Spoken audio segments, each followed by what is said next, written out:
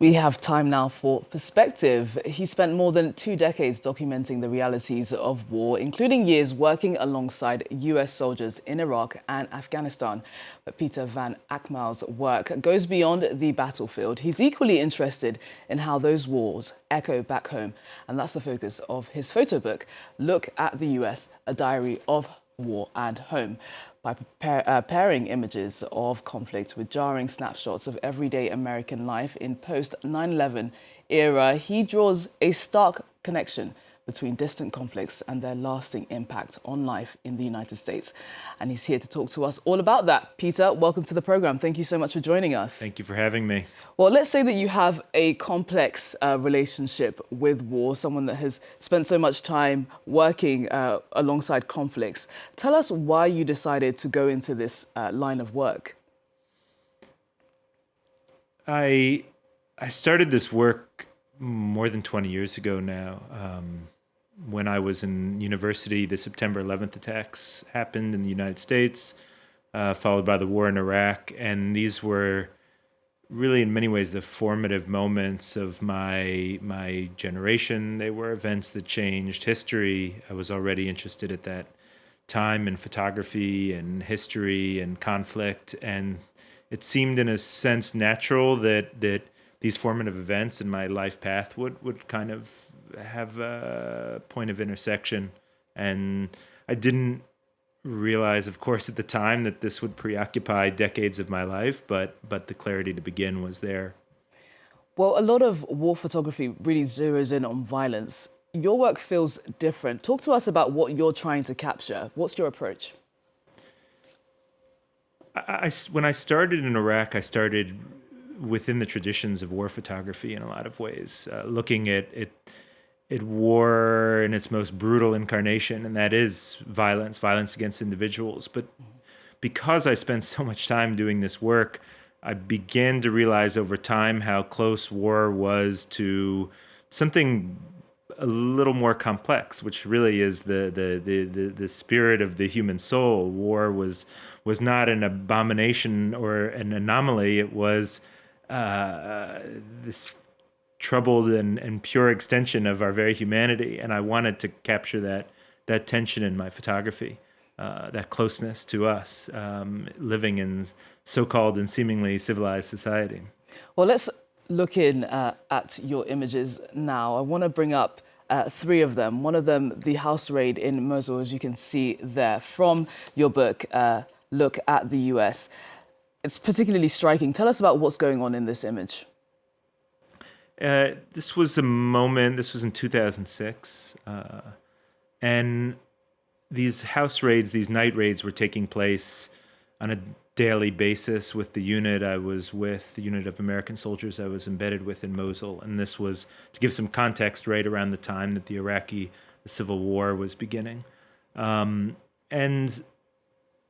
I was struck at the time by the kind of vagueness of the strategy. There was all this material, all this weaponry, all this technology that was mobilized towards a very kind of increasingly and clearly ill-defined goal.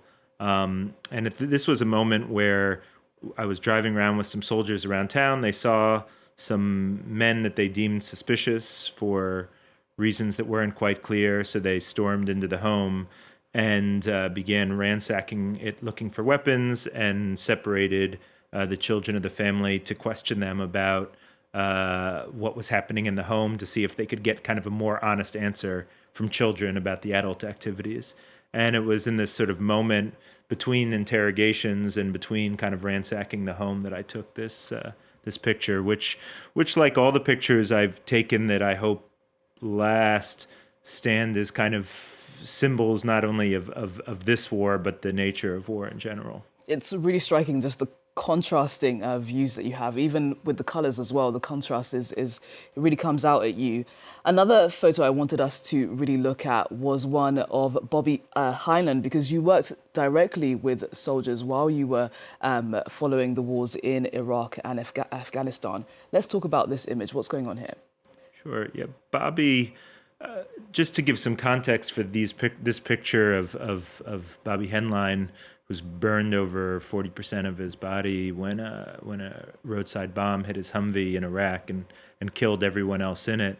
I'd increasingly understood that my pictures of war at that moment were not building the bridge between people's experience at home and the experiences I was having in Iraq and Afghanistan, that were moving them in the way that I hoped they would be moved by my photographs. And so I started following the war at home to try and kind of build this bridge between something familiar, the familiarity of the surroundings of the U.S. and the insanity of the wars in Iraq and Afghanistan that were happening in our name.